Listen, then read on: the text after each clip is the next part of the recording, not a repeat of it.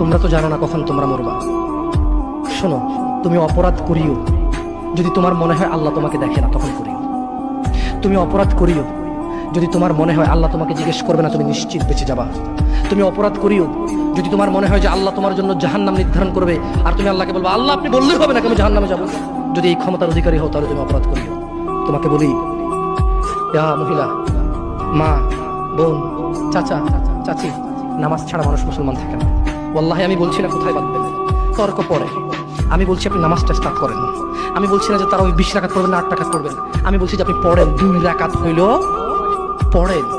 আমি বলছি যে আপনি ঈশার নামাজ 15 রাকাত দরকার নেই, আপনি শুধু 4 পড়েন। আমি কি বলছি সুন্নত বাতি দিতে? আমি বলছি যে তুমি পড়ছো না, শোনো, ভয় পেও না, ঈশার নামাজ 15 রাকাত তোমার উপরে ফরজ নয়। আমি তোমাকে না করছি না 15 রাকাত পড়তে। আমি বলছি যে তুমি নামাজই পড়ো না, 4 পড়ো। এই 4 রাকাত ঈশা না পড়লে তুমি মুসলিম নও।